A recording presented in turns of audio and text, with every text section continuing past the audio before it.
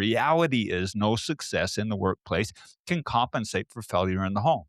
True internal peace and love comes from, first of all, loving yourself, but then also opening up and exposing internally and then resolving some of this really difficult stuff. Welcome to the Empowered Life Podcast, a space dedicated to one belief that you have the power within to create everything you seek. So if you are ready to step into a new kind of higher learning, the kind that leads to true personal freedom, hang here with me. I'm your host, Rudi Riekstins, and this is the Empowered Life.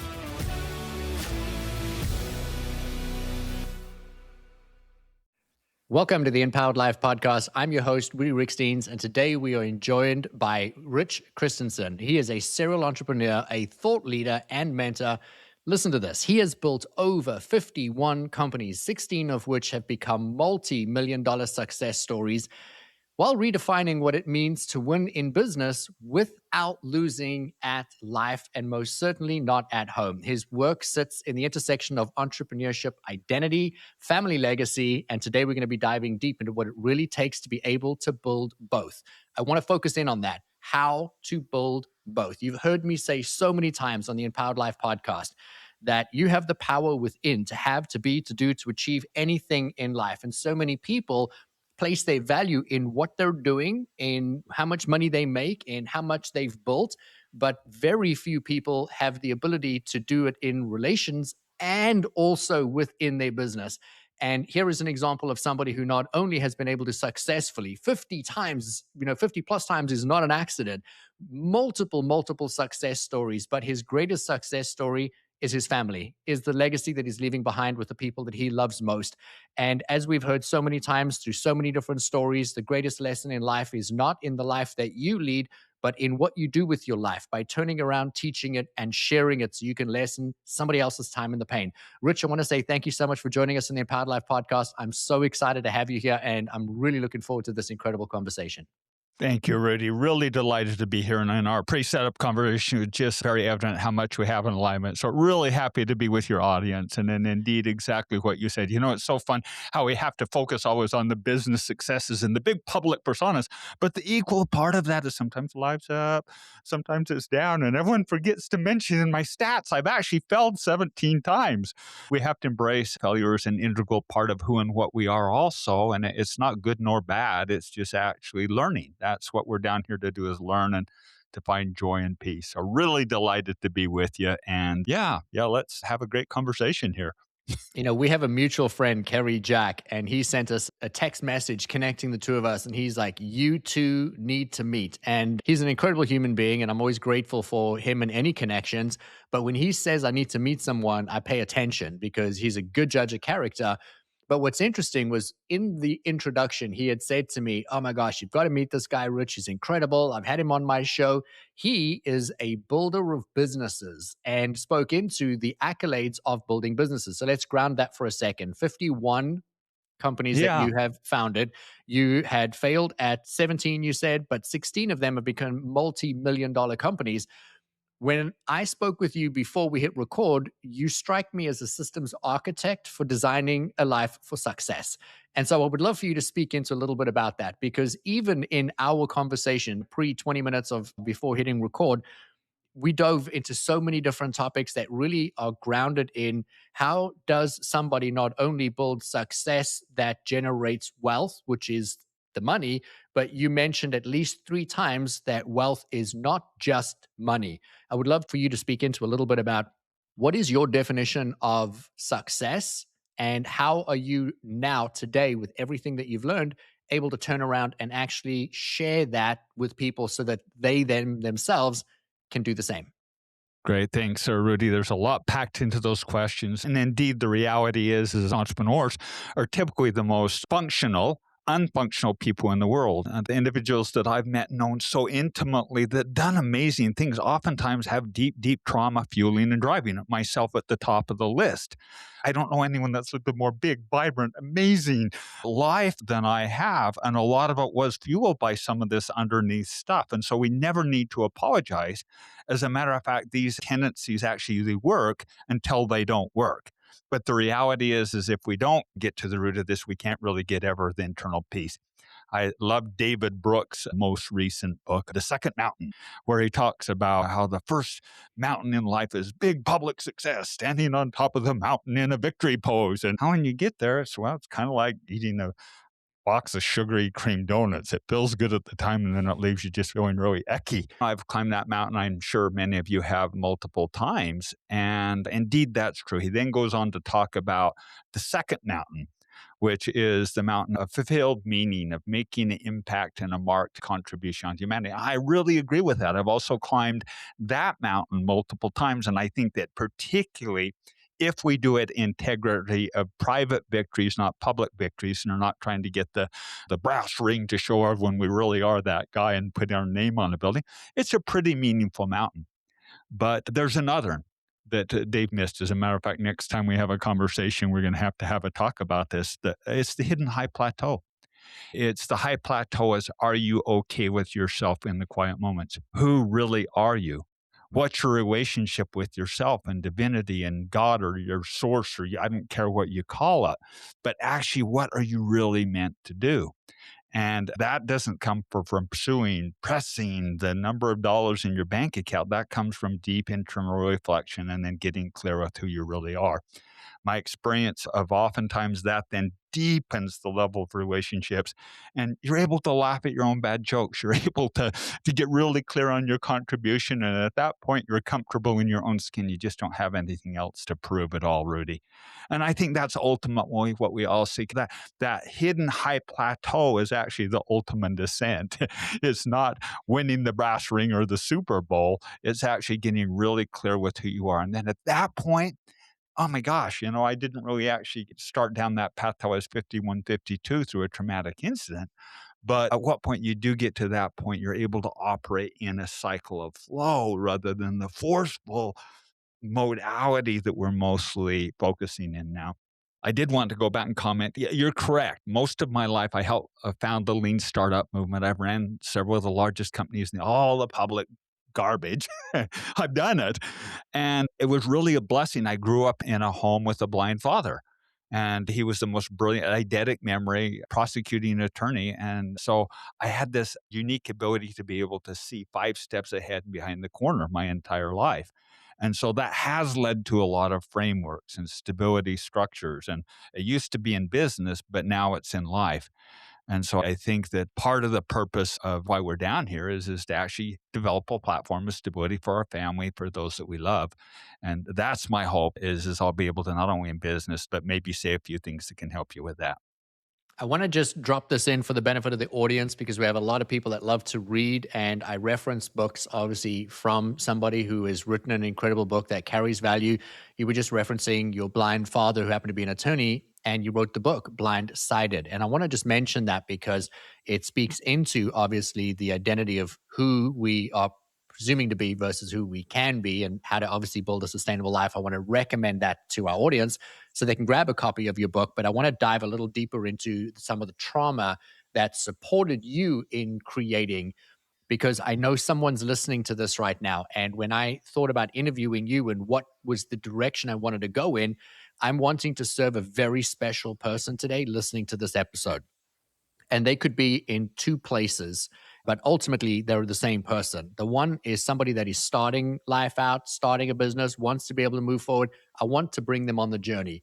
But the person that I'm speaking to where we will find them is they have achieved a tremendous amount of success, but they're unfulfilled or they're unhappy. They don't know why. They have the house, the cars, the accolades, the brass ring, the Super Bowl trophy, but they're sitting in that place where they like, but I still feel empty inside. And so I really want to speak into how we identify that that's where we've gotten to and what can we do to create the change.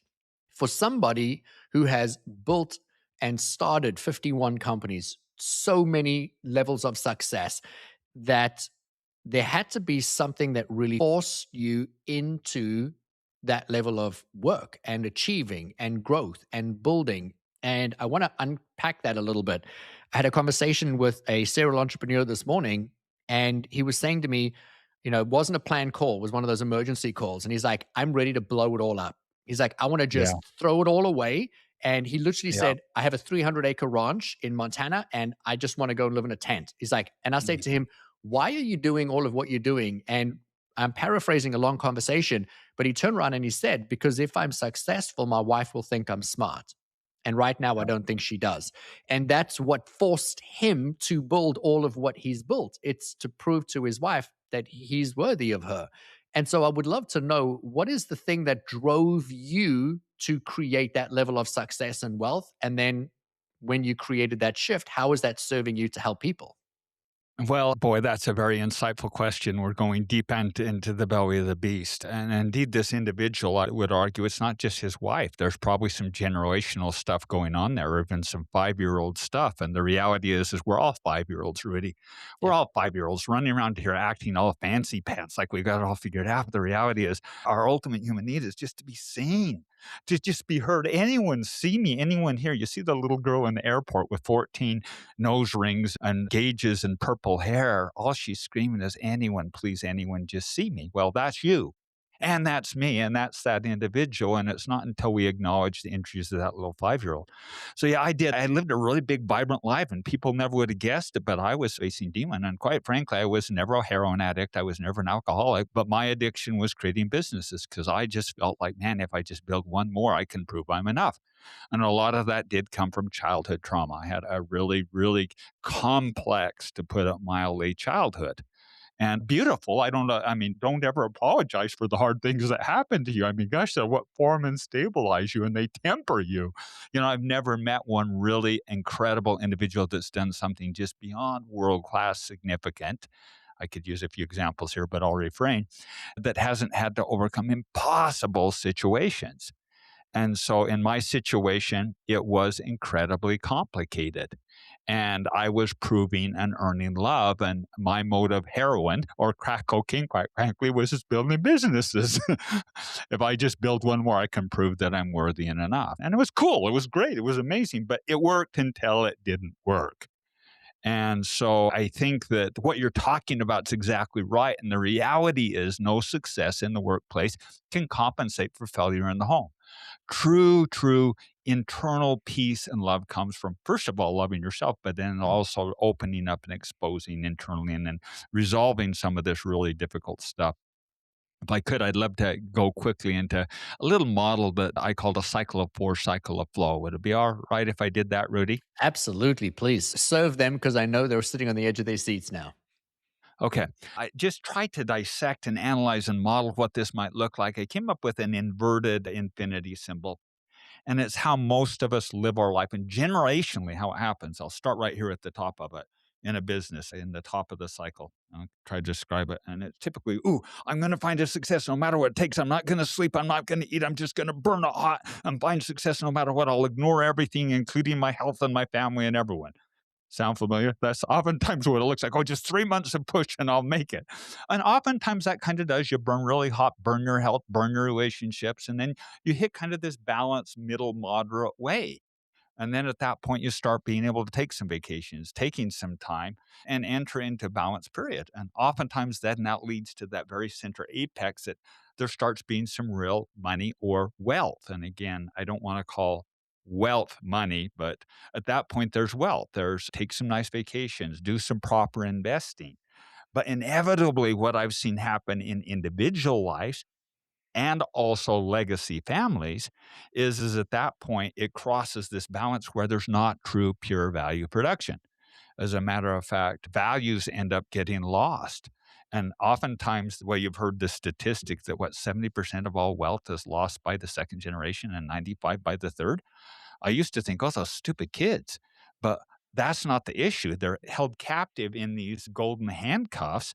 And we do it in our own life until the point that we fall into this death cycle with our money. And at that point, generationally, it becomes addiction or it becomes abuse or it becomes just completely unfunctional to the point that you drop into literal hell. And it takes individually. You've heard the statement that the sins of the fathers rest upon the children for 7 generations. It's not untrue. It takes an individual lifetimes to climb out of that. And even individually, we'll go through that. Well, we hit a slump. This guy that you were talking about, blow my life up, and move to a tent to Montana, go hide. That's where he was at. because he knew he wasn't in congruency. So then you carve up, then you hit the apex, and then you go into a family. At that point, you can actually have relationship, and then the cycle goes over and over, and it's very choppy. It's a forceful life, and that's where I think 98% of actually Western individuals live. I don't want that for my family. I don't want that for myself. So what I propose is tipping that over so that you have the ups and downs of life experiences, but live infinity symbol that is in flow. And the way that happens, very simply, is this. Lots of deep thinkings went into this, but it's congruency. It's value congruency is my individual values of what I know and what I stand for. And most people can't even name what they say they do, but they're just assimilating a sports team or a university or some institution. They really internally don't know who they are and what they stand for. So, first thing we have to do is figure that out. And then value congruency with my most intimate relationships. You can't be in a close, intimate relationship. And most couples couldn't even name what their top 6 shared values are, for crying out loud. Then the next part comes in our workspace. We all do that. First thing we do is create mission statements or value statements, and we know how to live publicly really well. But then we're completely incongruent with our wealth. And again, wealth doesn't mean money. Wealth means well, emotionally, mentally, spiritually, physically well. So you've got to put all of your resources in congruency with your values. And at what point your individual values are aligned with your familial or your intimate tribal values. And that's in congruency of how you're showing up and manifesting. And then if that's in a value alignment with where you put your time, your money, and your resources, then you're going to start living this beautiful, joyful, flow, smooth life. And I mean, just think of it, Rudy. How ridiculous is it to think, oh, I'm going to proclaim that I stand for the environment and health and then invest all of your money in Philip Morris and offshore fracking and destroying them? You can't do it. But that's what most people are doing.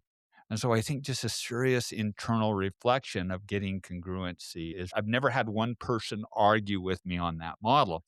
But the question then is how do I tip that over? How do I actually get it? The answer happens at that apex and goes back to the conversation we were having earlier.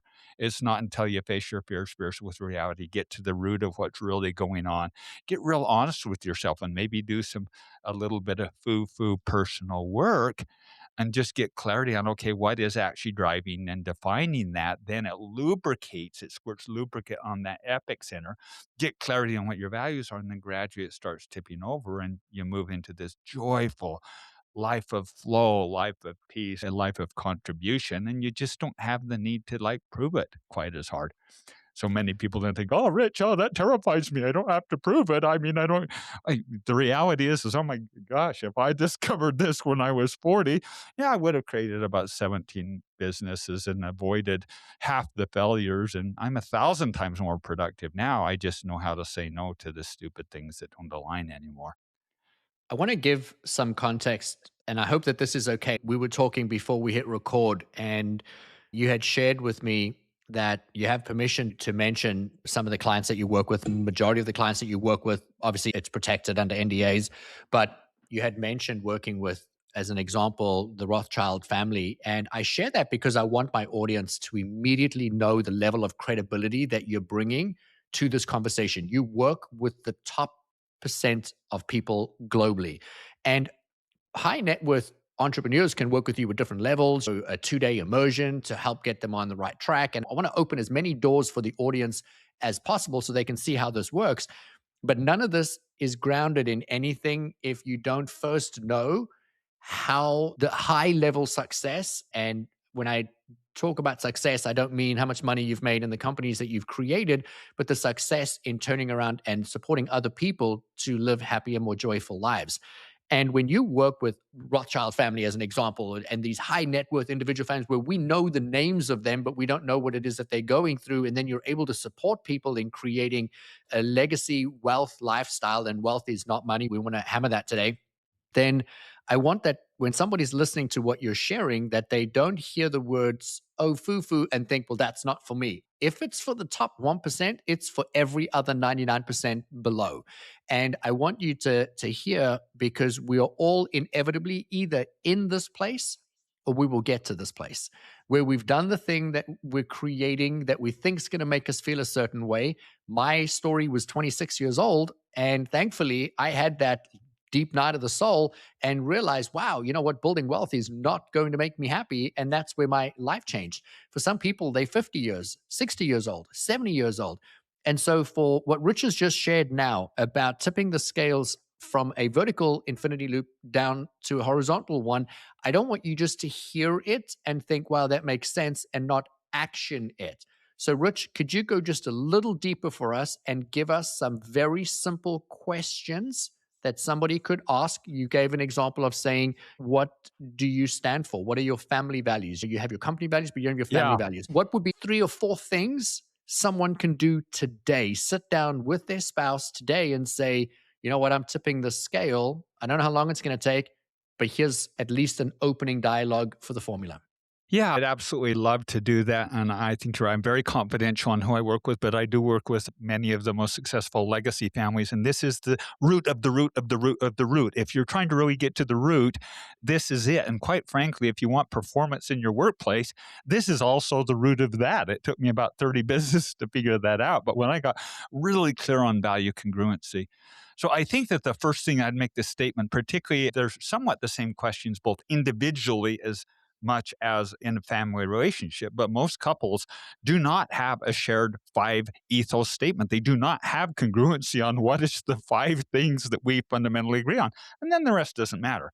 The funny thing is most spend all their time on what they disagree on. And if you build on that route, then you build this beautiful, beautiful platform. And I just have to also boldly say, this is what matters in my life. I'm not just talking about it.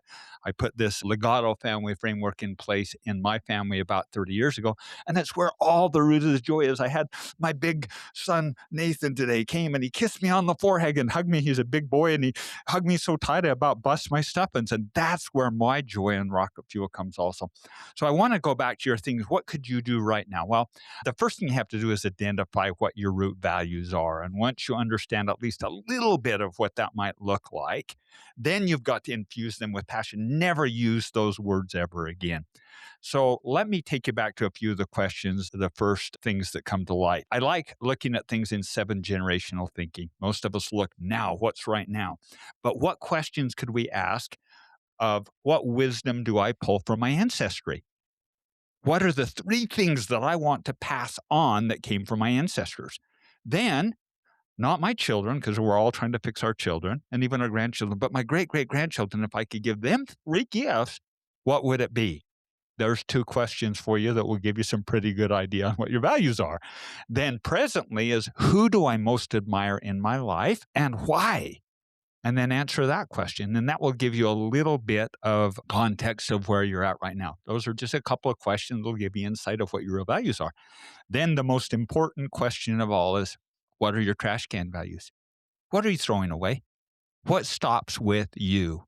What from your ancestors came in our family, guilt and shame was used like peanut butter and jelly. Slap it in a few pieces of bread and you can get any behavior you want. You know what? My wife says, damn it, no, it's done. Stops here with us. And so we extracted guilt and shame from our family. So what are you going to extract from your life that stops with you? What stops with you? What are your trash can values? Once you have that context and understand, that's how you then pull the grit and grime out of that center apex. That's what you lubricate, and that's how you start the tipping over. And what you'll find, oh my gosh, I could go an hour and a half, 2 hours with you on the magic that happens. You can start infusing with all these passionate little statements. Like, in our family, all we have to do is say, work, win, and waddle. Everybody knows we're a family of teamwork. Or do the right thing, damn the torpedoes. That has deep meaning for us. Or live strong, die hard. We have all these little statements that just instantly emotionalizes it so that you're able to build this unified shared container of what you stand for. And as we know, the speed of trust goes up dramatically when we understand and have a shared ethos. One other comment I'll make, it also gives you these, if you create some trick questions to ask just casually, you can see who's in value alignment and who's congruent and who's not, and don't let them into your intersection. I beg you. Most people just have an open door and they'll let anyone with dog poop and snot on their shoes, walk in and smear it all. You'd never do that in your real life. So why are you doing that in your most intimate personal life? Make sure that your value screening and value congruent, and then hold that very sacred. Our insight, our trust network, and our blood brothers, blood sisters that are intimate, what really, really, really matter. We're then able to give the rocket fuel to them and stop giving it out on social media and places that people really don't give a rat's ass about you. Mhm. And so just by getting value congruent, you're able to remove so much of the stickiness from your life. You're able to say yes to the things that really matter and then no to the things that are not value congruent. And here's just the dead reality. And I thought pretty deeply. I mean, I went pretty deep in life. And this is the epic center. At what point you get clear on this, you know the appropriate things to say no to, you know the appropriate things to say yes to, and at that point, the peace starts coming, and you're able to actually live a big, full, magnificent, just joy filled life. It doesn't come from doing more. You're never going to find, I've tried. I'm the guy, I'm the poster child, and everybody glorifies it. Oh my gosh, we should be villainize it. 51 businesses. Who has enough brain damage to do that? Well, someone with a lot of trauma. That was a lot of running. And I'm not ashamed of it now because there won't be a 52. I don't need to because I've got it figured out and internally proved. But the joy comes from the internal recesses of our heart of getting really clear and then going about what we were really meant to do on this earth other than try to fix it, change it, prove it, and chase all these inanimates that really are just intangible. That's incredible. I have another question to serve the person who is still on the journey to get to that level, but I want to dangle that carrot for them to stick around and listen to the rest of this episode.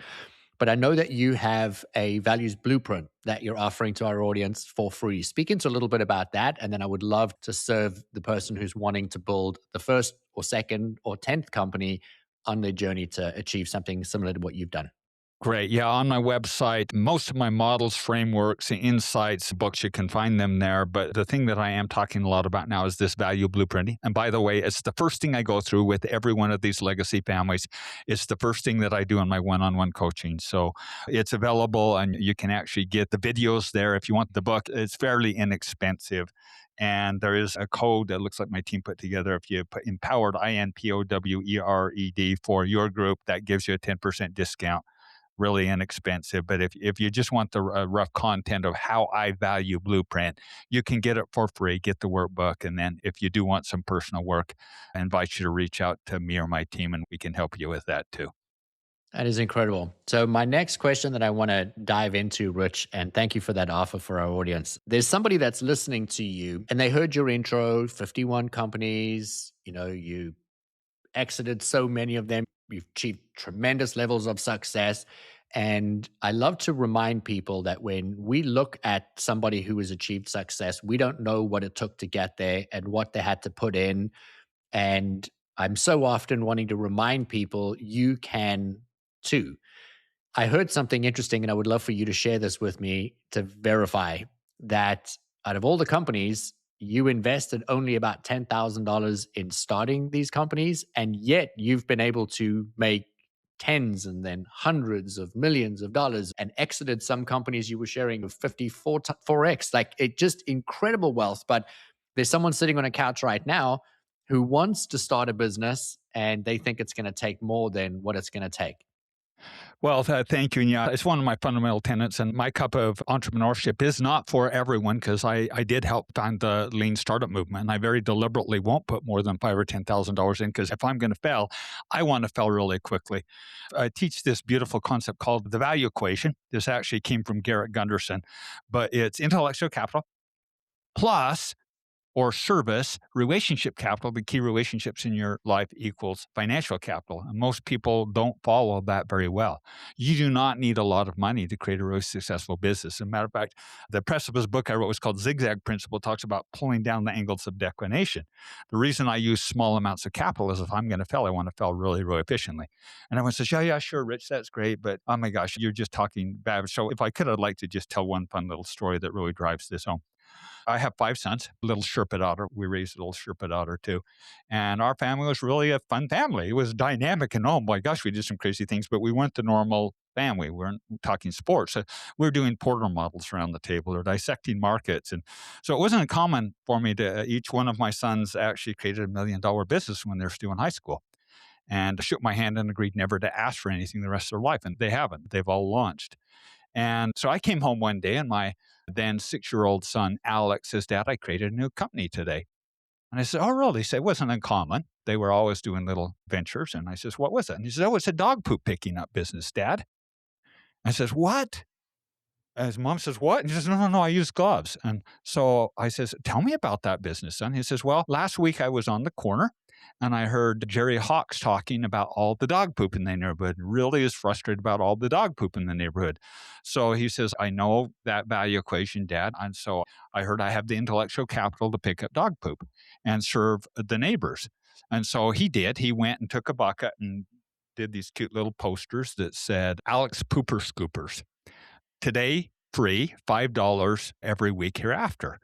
And posted like 20 of these little posters around the neighborhood. And at the end of the day, this 6-year-old had 17 clients at $5 a week. You do the math.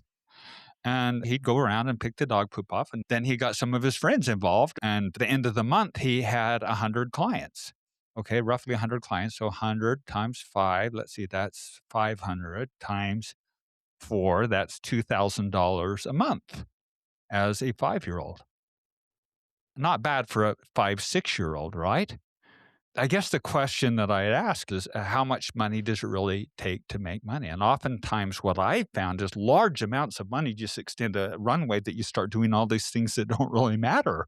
And in Alex's situation, what did he really do? Well, intellectual capital, I have the power and the ability to pick up poop. And plus serve the neighborhood, the key relationship capital, and do it in the form of the business. That's how you make money is service. And oftentimes service-based businesses, they're lower declination angles, and most people get the order wrong. They try going directly to scale, and that's why only about 1 in 20 businesses succeed. I mean, if we pull the angles of declination down and just follow that stupid, simple little equation, just that simple of what intellectual, and if you're stupid, you better go get smart and have something to offer. Don't flim-flam people, but it's really that simple. Intellectual capital plus relationship capital equals financial capital. And if my son can do it with, I talk a lot at universities and they're all like, and I say, God, we could create $1 million business just looking out the window, and then they see it. So it's really not as hard as everyone makes it. Now, getting a million, 2 million, really super easy. 10 million, a little harder. When you get to 20, 30 million, that's where I lose interest, and that's a lot harder. But getting a nice 10, 15 million, 5, 10, 15, it's just not as hard as everyone thinks. And it all boils down to intellectual capital plus relationship capital equals financial capital. I think the smartest thing that you just said, and you repeated it twice, and you did it in 2 different ways that every single person listening to this can action, because not everybody's going to have $10,000 sitting at home to start a business. Not everybody has the relationships, so they might have some barriers of resistance. But something you said was you like to fail fast. And then the second time you said you like to fail efficiently. And I think so many people out there are worried about failure. Rich, what I love about you and what you were showing and or demonstrating, not only on the Empowered Life podcast, but to your high net worth clients, and then just to everybody around you, including your children as early as 4, 5, 6 years old, is that you think very differently about life. You have a very different view of life. I think the reason so many people struggle financially is because they don't believe that they are worthy of money. They don't Yeah. believe money is easy to make. And so they don't see the information. You just said you can be staring at a window and come up with $1 million business because you're looking for it. You're open to the opportunity for it. You're teaching your children trading when they're kids sitting at a dining room table. It's a different way of looking at life. What would be something that you could give our audience now as we bring this episode towards the closing that could support them in shifting how they think and feel about themselves, their place in life? Because you said you need to know who you are. That was the very beginning of our conversation.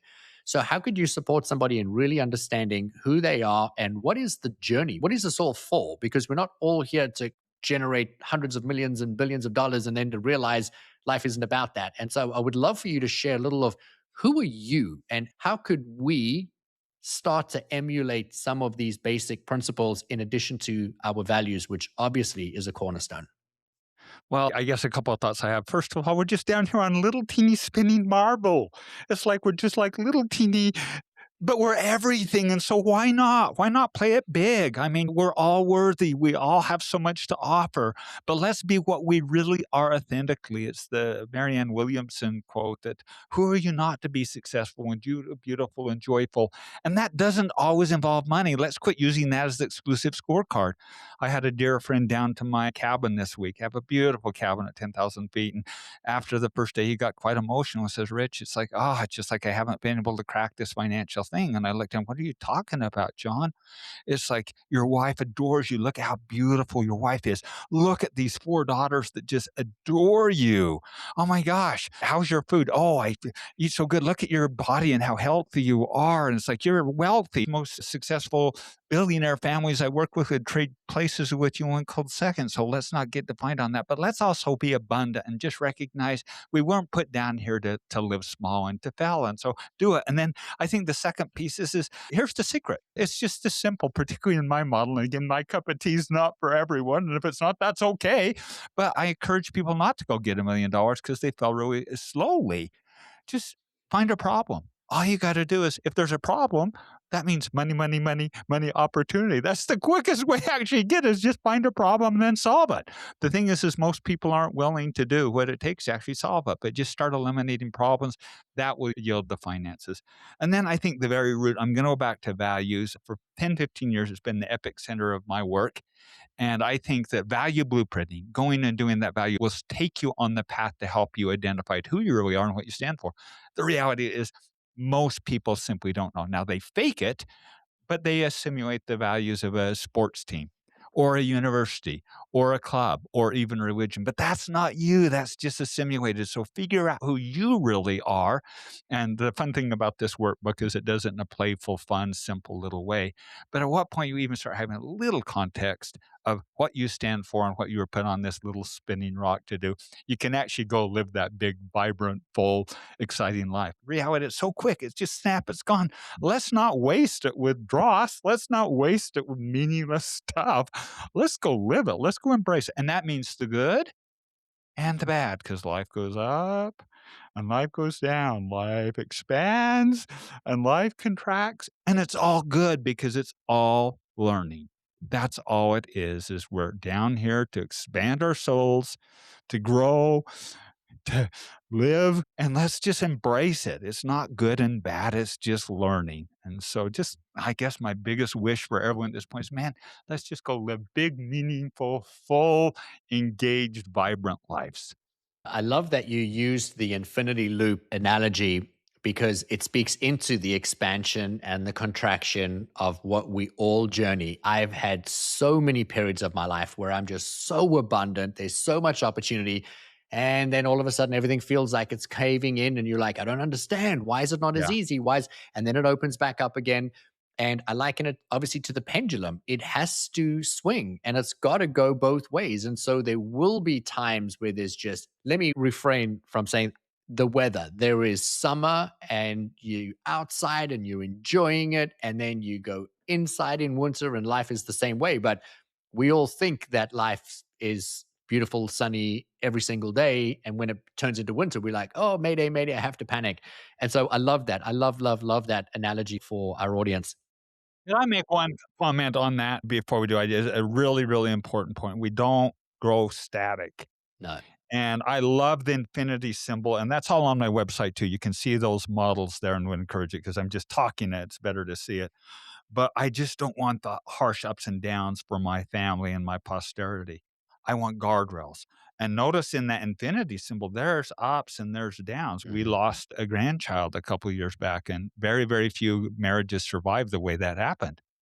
And Mike, not only did I know they would, they thrived and stronger, but there's guardrails in place so that they don't dip into the abyss and drop our children or grandchildren down. And that's the ultimate thing that drove me to do my personal work is not my, I can deal with it, even my children, but I'm not going to pass this garbage to my grandchildren. When we use these structures and we get a value base, it'll just shock you just blow your mind what happens when you get congruence in these fun little models in place in your family. How much easier, more lubricated, fun, dynamic, vibrant your relationships become when you get congruency and understand what you stand for. Couple of things. I am a word ninja. And so we need to have you back on the show at a later date because I want to unpack the word lubricancy. You've used it so many times today. Oh, well, we need to lubricate this. We need to, and I love it. It's actually such a good word to be able to use to describe how you can make life a little less squeaky and more efficient. But I want to also acknowledge something you just said. And I'm so deeply and profoundly sorry about the loss of your grandchild. And I know time never really heals that. And so thank you for using that as an example today to support other people in healing. But I'm deeply sorry that that was your family's experience and your loss.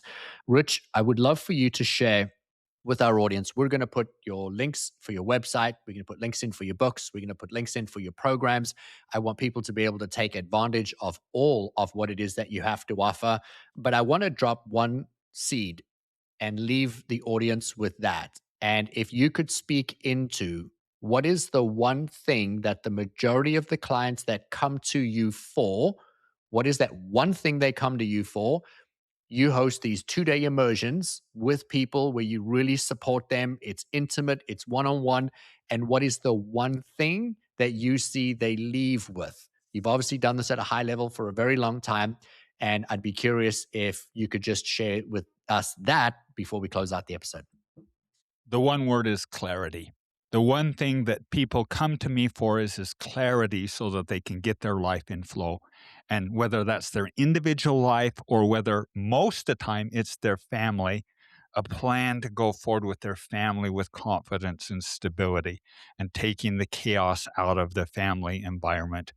That's the one thing that people come to me for is clarity and to understand the next 3 or 4 or 5 steps forward so that they can provide stability for themselves and their family. What is the one thing that you find that the most people come to you for? That somebody that's listening to this thinking, wow, I love everything Rich said. I wonder if this is what I need. What is the most common thing that you see high net worth individuals really need? I know that they get clarity, but they don't always know that that's what they need. Well, they're in chaos, particularly internally. They're in chaos and they just don't know how to put Humpty Dumpty back together again. And even though they may be faking it somewhat publicly, internally, it's just like something's got to give here. I've got to get out of chaotic situation. I deeply love my family, but now I've kind of burned it a little hot and I don't know how to actually get peace and stability and have these depth of relationships. And I don't know how to face my dragons. I don't know how to face these demons and to go forward with them and get this clarity. So a lot of time it's kind of internal kind of, ooh, how do I get stability in my life? Because I may be faking it, but I'm just digging a one way pit to Hades here, and I know it. Well, Rich, thank you so much for pouring into our audience today. There's no mistakes that you've been speaking into wealth today, and that wealth isn't money. Wealth is what is the quality of the life, the relationship, what you've built around you. And as I mentioned, I pay so much attention to words, to micro information. Your name is Rich. Rich is another way of describing wealth. And you were really speaking, what is it like to live a rich life? What is it like to be truly wealthy? Independently wealthy. And that is about coming back to one's self to realize you've always been everything, which is what the Empowered Life podcast is all about. You have the power to be, it's your job to find who you are, what are the values that you live and run, and how are you going to execute that life so that you can turn around, teach it, and share it. You've left so many nuggets for our audience. I'm going to challenge everybody right now. Go and grab the values blueprint. Obviously, if you want to dive in deeper with Rich, we're going to have all of the links into the show notes. But I want to take just a moment to express gratitude. We started the call today with gratitude, and I'd like to end it with that. Rich, thank you for pouring your heart, your soul out into the Empowered Life podcast, for sharing with everybody that no matter how successful we become, we're always on the journey. And that when we realize we're on the journey of expansion and contraction, we get to live a little bit happier on that journey, leaving the room better than we found it. Thank you so much for joining me. Well, thank you so much for having me, Rudy, and thank you for lifting and elevating humanity. And also thanks to the listeners for listening to this. And just I bless you with a big, vibrant, joyful life. A big, vibrant, joyful life. What a beautiful way to end the episode. So, to you, the audience, I love you so freaking much. I end every episode reminding you that you are powerful, you can have, you can be, you can do, and you can literally achieve anything. And why would you play a small, small life when you can live a vibrant life? It all starts right there. Grab your blueprint. It's in the show notes and reach out to us. I would love for you, obviously, to message Rich or myself. What was something that you took away from today's episode? What really impacted you? What are you committed to doing? What are your values? And are you prepared to sit down and define them? Because how you show up will define who you are tomorrow. Until the next episode, thank you so much for joining us on the Empowered Life Podcast. Goodbye, everybody. If this episode gave you clarity, peace, or a perspective shift, hold on to that. And here is how you lock it in. Subscribe so that you keep building momentum week after week. And if you're the kind of person that believes a good message should travel, please leave a review. Reviews aren't just ratings. They're signals that help this reach the people who are ready for it. And then share this episode with somebody you love, someone you lead, or somebody that you were rooting for. Links are in the show notes so that you can connect with me online and on Instagram. Now go out there and take one beautiful, bold, and aligned step and make it count. I'm going to catch you on the next episode of the Empowered Life Podcast.